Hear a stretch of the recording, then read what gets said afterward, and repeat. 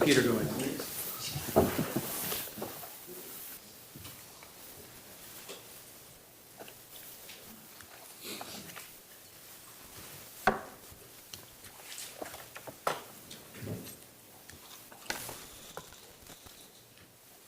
Let's see here, there's a couple attorneys that are by Zoom. Let me add them to the Zoom here.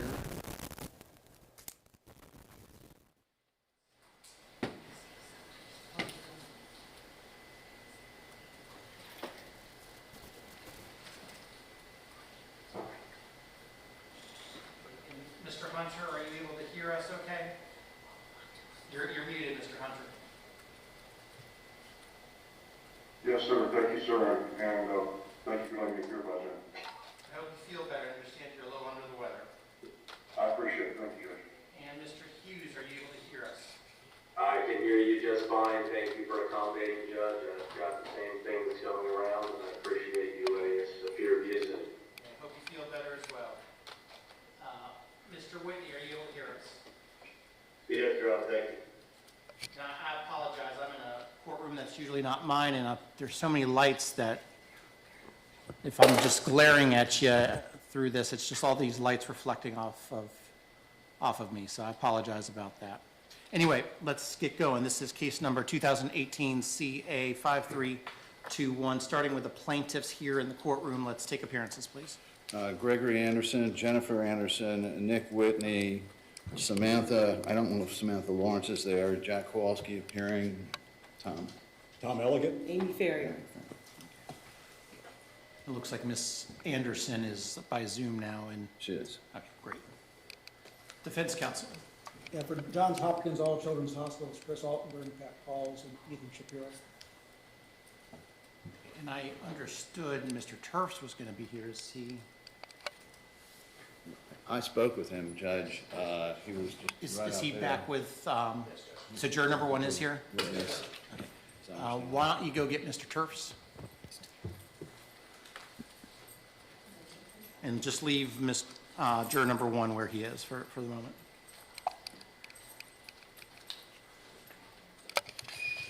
Yeah, Mr. Turfs is the attorney.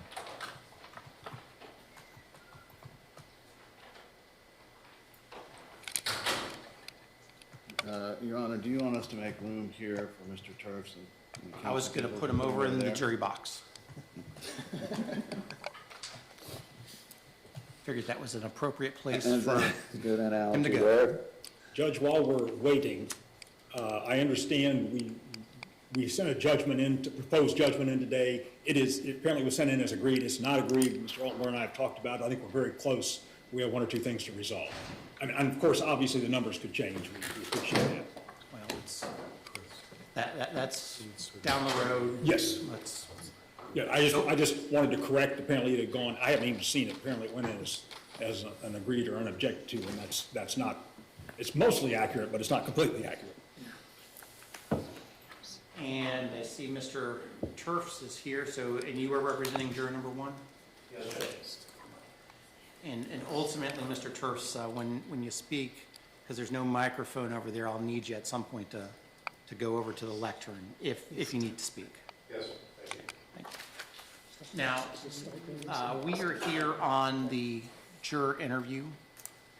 Mr. Altenberg, you seem like you want I've to, got 2 more appearances. I forgot counsel in Baltimore, and so Terry Williams and Derek Steichwalder are here as well. I don't see them. They need to be admitted. I think probably need to be admitted. Gosh. Okay, what are their names again? It should show as Kerry Williams and Derek Steichwalder. You think with all the glare off of this, all these lights, I can see it's Carrie Williams? Yes.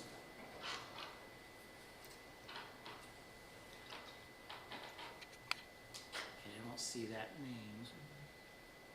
Could it be a different first name? I doubt it. Well, I mean, is it a she or he? It's a she. Maybe they're both with the same standard. It would be whatever they put in. Yeah, do you say a Derek? They could be in the same name. And what's the other name again? Its first name is Derek, D-E-R-E-K, and it's Stikeweather, S-T-I-K-E, etc.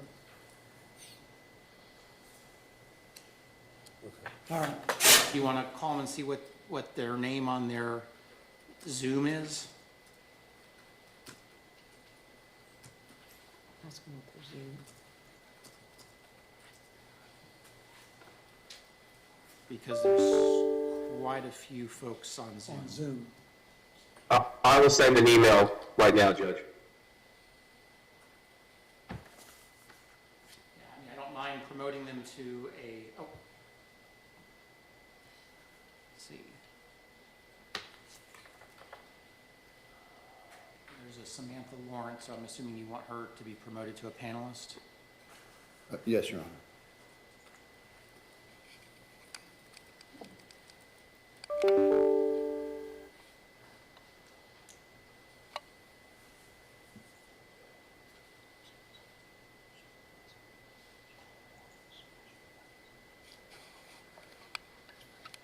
Yeah, I don't see names. So I just need to know whatever name they are on the Zoom for me to be able to promote them to be a panelist.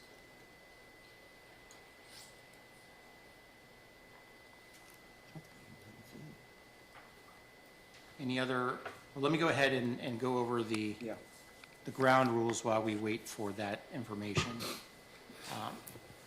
We are here on the juror interview. I will be asking the questions. I want to make it clear that I'm not going to ask any questions associated with the jury deliberations, the thought process associated with juror number one's view of the evidence, or anything having to do that would inhere in the verdict.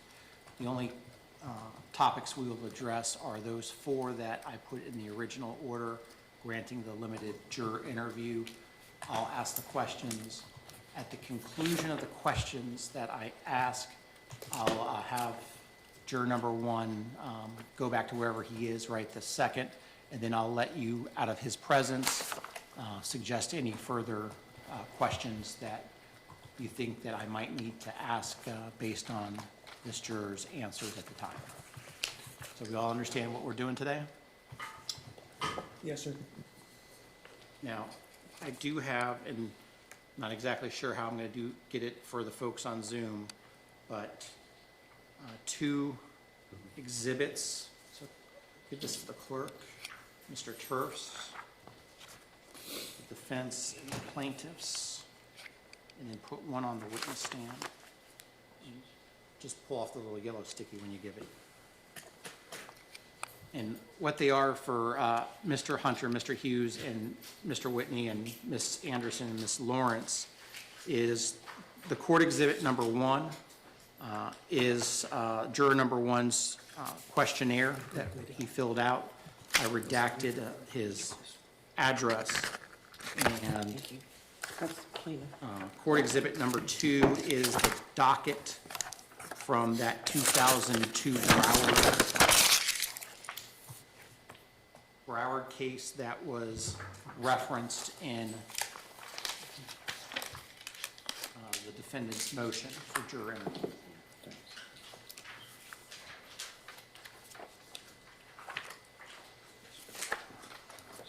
And for the witness stand, you can pull off the paper clip off of it. Your Honor, this is David Hughes. I'm sorry to interrupt. I did hear back. Derek Stikeweather, or his email, dstike, he says it would be, and for Miss Williams, it should be Carrie Williams or C. Williams at her email address. Are they able to see me in the audience right this second? I'm being told that Mr. Stikeweather is in Judge Carroll's personal meeting room. Okay, because if I suspect what he is on, because I have a normal Zoom and I'm using the webinar feature that we use throughout the entire trial, which is different than what I use for all my other cases. So I suspect that's the issue. Okay. Because he would be able to see me right this second. Okay. I'll see if they can just watch on TV. I assume the proceedings are being televised. My understanding is Law and Crime is live streaming this, and any number of other social media outlets are also broadcasting it live. I don't make any representation as to what they're doing or what they're not doing. But I'd like to proceed if that's okay with the defense. You're shaking your head yes, so. Yes, that's fine. Okay. Any questions about what we're going to do, or are we ready to bring in juror number one? None on behalf of plaintiff. On behalf of defense. Lieutenant, if you can go grab juror number one, please.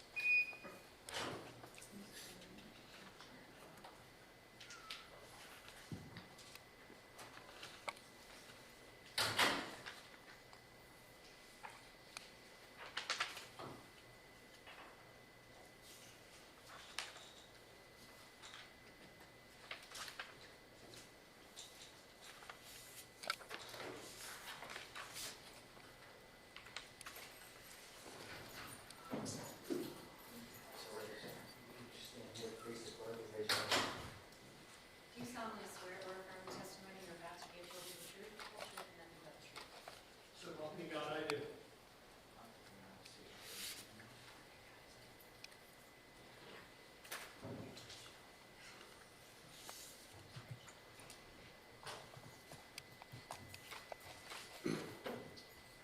Hey, welcome, sir.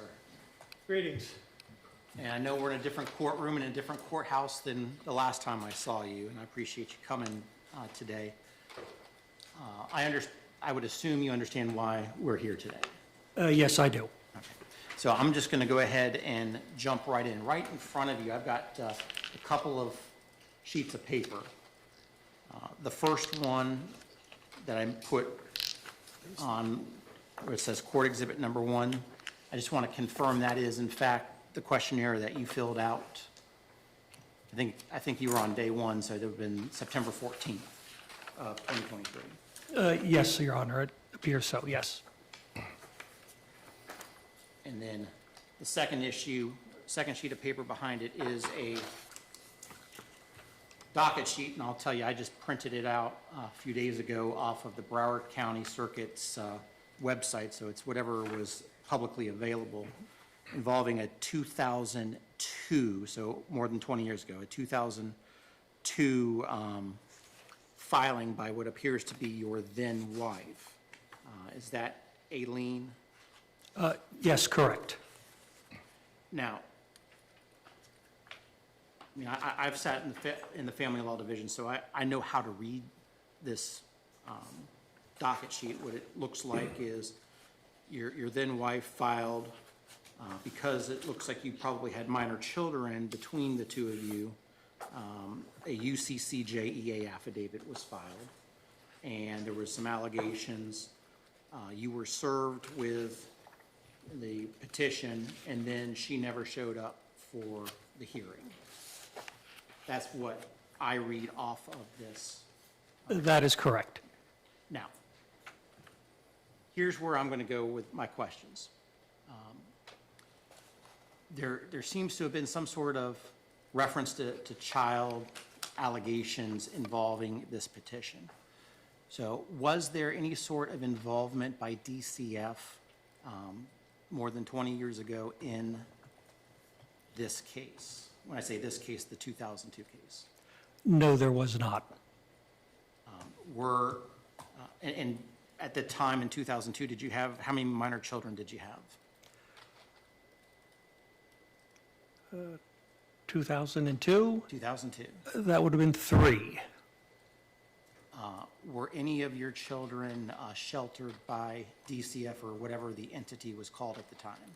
None, no.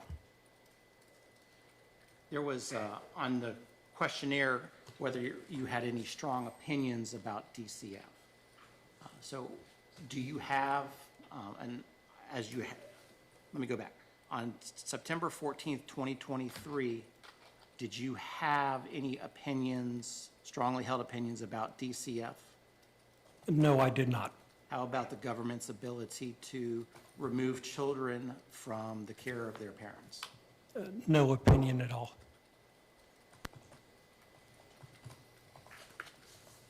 I'm going to switch gears on you, sir, and go to another topic.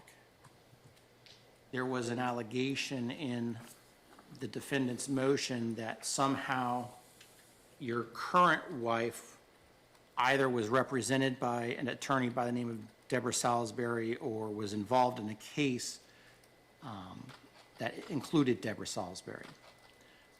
My question to you is this. Back on September 14th, 2023, did you know who Deborah Salisbury was? No, I did not. When did you first learn, if at all, when or who Deborah Salisbury is? When something was filed by the defense attorneys. Has attorney Deborah Salisbury ever represented you? Never. And To the best of your knowledge, has attorney Deborah Salisbury ever represented your current wife? No, she has not. And when I say your current wife, when did you all get married? Not to put you on the spot. That's- I had it on a tattoo of a hippo on my arm, but it's covered.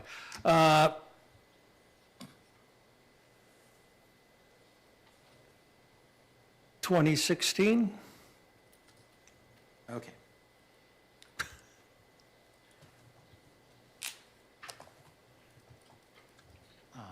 Have you ever been in any sort of proceeding where Deborah Salisbury was around, to your knowledge? Never. I'm going to change gears on you and go to another topic, sir.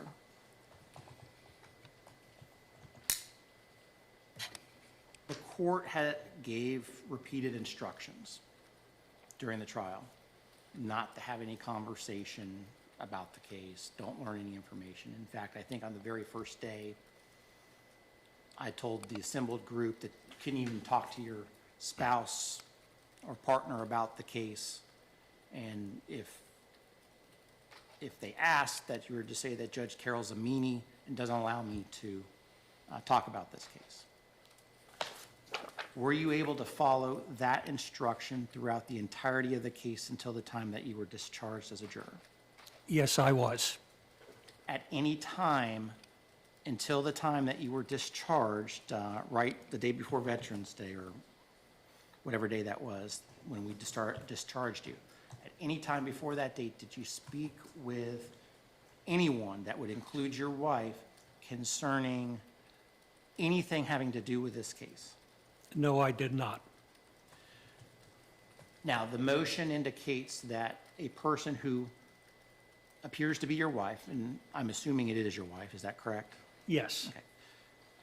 Was following the trial on various social media platforms and on one day came to court. Okay.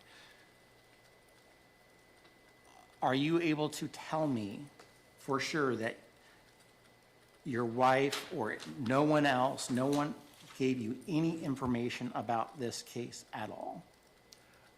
Yes, correct, Your Honor. No one, and I did not seek out any information on this case. Now, slightly different, did you obtain any information about this case from any source outside of the courtroom at No. any time before you were discharged as a juror? No, I did not, Your Honor. Let me ask you directly. There was an allegation that you may have gone online and looked at Dr. Kirkpatrick's website. Did you do that? No, I did not, Your Honor. Did you ever observe Dr. Kirkpatrick's website, even if you did not type out the information to drive the computer to his website? No, I did not, Your Honor. Now, sir, what I'm going to ask you to do is to go back and sit where you were. I'm going to talk with the lawyers outside of your presence, and we might have some more questions for you in a few Okay. minutes, okay?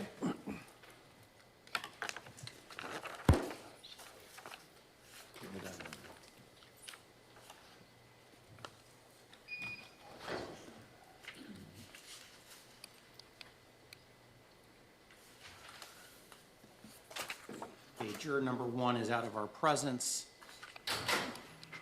I have, as I told you in the order allowing the limited juror interview, and as I said this a few moments ago, after I asked my questions, I was going to open it up to see if there were other questions, so I'll just go to the defense.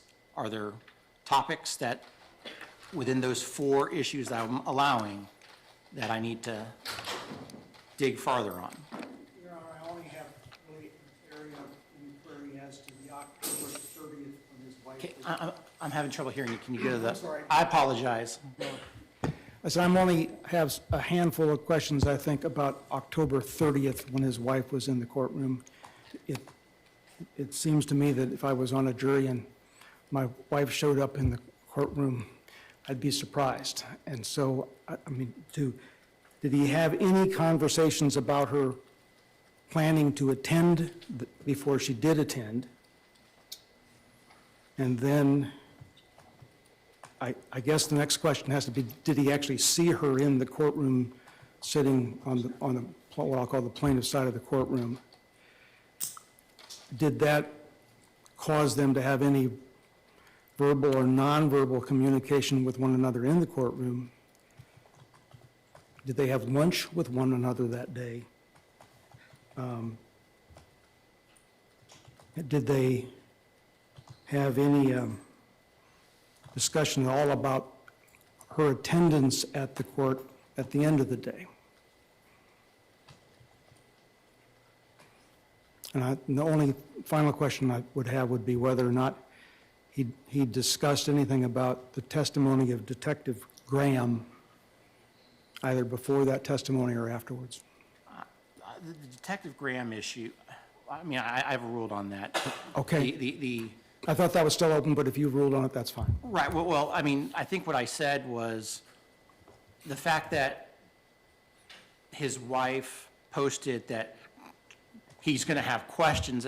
I think I said that this is almost as certain as death and taxes that this witness or that this juror was going to have questions. I realize that. Yeah, so I prefer the question, but if you don't want to give it, that's fine. So thank you.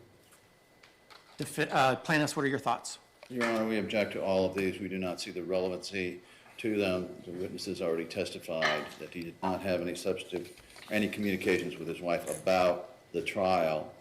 The court's order, none of the instructions said, and you have to remain mute to your spouse. You can have no conversations whatsoever. You can't even look at her, presumably is one of the questions in the courtroom, or shake your head or smile.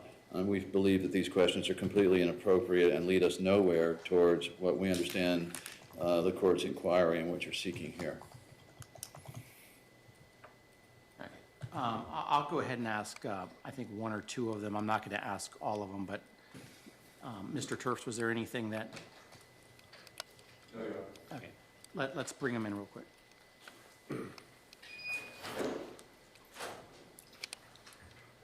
to be clear, this is during the trial.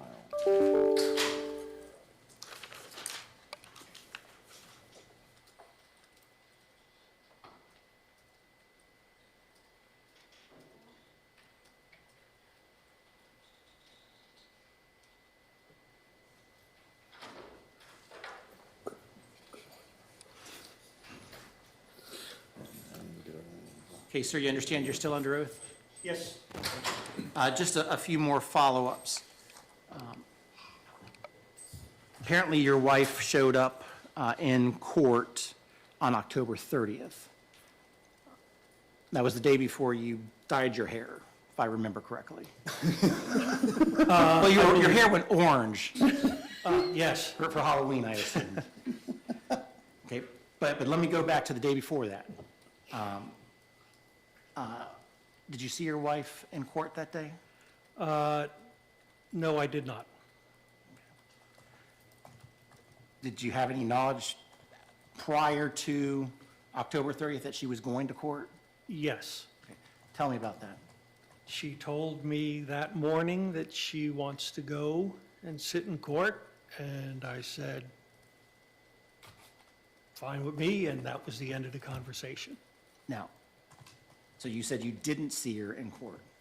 Because of my eyesight, with my readers, because of my diabetic retinopathy, I only see figures in the gallery right now. I can't ID anybody.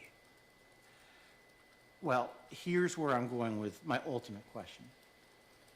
I hear that you say you didn't see your wife, but I want to make sure, was there any sort of nonverbal contact or nonverbal communication from your wife to you about this case? No, there was not.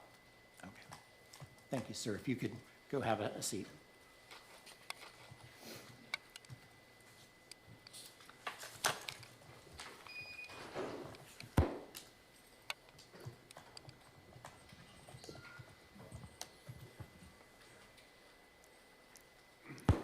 And Mr. Altenburn, based on how he answered those questions, I didn't ask some of those others because either benign contact, not about the case. I'm not asking for additional questions. Okay, thank you. So at this point, may I excuse juror number 1? Yes, Your Honor, on behalf of plaintiff. Yes. Okay. We can let him go if he wants to leave the building, that's fine. I'm going to hear further arguments from the lawyers. Mr. Terps, if you want to stay around, that's fine, or if you want to leave with him, that's fine too. But juror number 1 is free to go if he wishes to leave at this point. If he wants to come and sit in the audience, he's free to do that, or come sit here. It's totally up to him.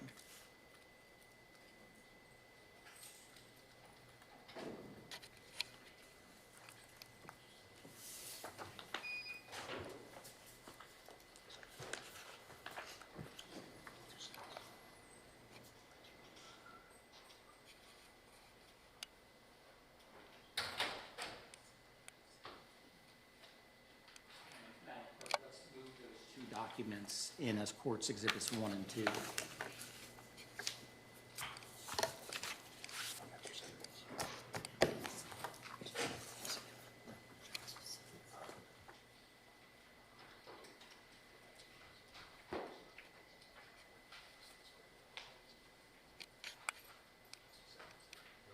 You absolutely may. Okay. But he is now excused from his subpoena, and he's free to go whenever he wishes to go. Okay, closing arguments at this point on the defendant's motion for new trial, which is at DIN 3742. And since it was the defendant's motion, I'll let the defense make any arguments you wish to make at this point, if any. So based on the testimony, it comes down to a credibility call for you to make on what he said here. And I've asked for questions. We would like to have gone to the things on the other area, but I believe you've made a clear ruling on that, so there's no reason for me to argue further on that. I do believe that those things weren't bound by a 15-day and that we had good cause for why we did it somewhat later, but we've ruled, so thank you. Thank you. Plaintiffs?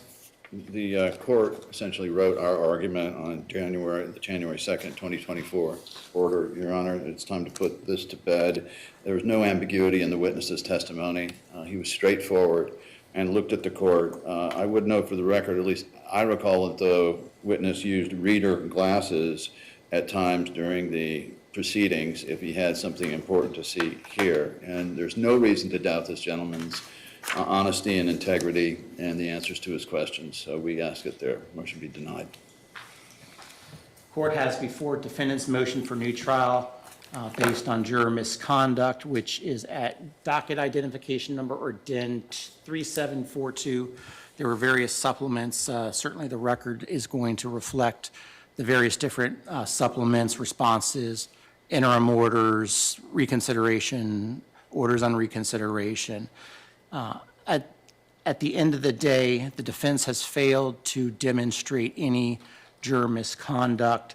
The court will therefore deny the motion for new trial based on alleged juror misconduct. that concludes the juror interview. I certainly still have a number of motions pending that we argued before the court on December 15th. Those remain pending, and I still need to address those. So my hope is that on or before Monday, January 22nd, that I will have answers to all of those outstanding motions, one way or the other. You know, my hope is to do it before then, but I'm giving myself a little more than 2 weeks to go through those motions now that the juror issue has been taken off the table, and I can focus on those because I've been spending all my time on the juror misconduct allegations. So that is my plan on a going forward basis. Are there any questions, concerns, things we need to address in the interim? Yeah, the only thing I'd comment is that I was going to check with the court reporter to see whether there was going to be a trial transcript anytime soon. And I did not do that this morning, but I will check on that tomorrow and provide the court with information on I appreciate it. Your Honor, there was pending a plaintiff's motion for sanctions, motion to strike it for sanctions, dealing with the disclosure of the witness's home. Having spoken to new counsel, I'm deferring to them as to the argument on that. So I'll, with that and nothing further. Well, my recollection is where we left it is both sides wanted to see how the court was going to rule on these various motions for new trial before deciding whether you wanted to schedule hearing time to address the sanction motions or not. That was where I thought we had left it. You're absolutely correct, Your Honor. This was a separate one recently filed, and if the court wants to put them in that category, that's, I mean, depending on what Mr. Turf wants to do, but that's fine with us. Well, This one just seemed to be oriented towards this matter with this juror, and so. I want to invest my time in addressing the motions for new trial and JNOV and those motions, because one way or the other, I want to have an answer for the parties, whether we're doing a new trial or if we are, or entering a judgment, whatever it turns out to be. I think you want the answer, and I want to give you that answer as soon as I possibly can. We agree with the court's reasoning. Anything else from any of the lawyers? it. No, Your Honor. Thank you, Your Honor. Okay, we will be in recess. I appreciate everyone being here.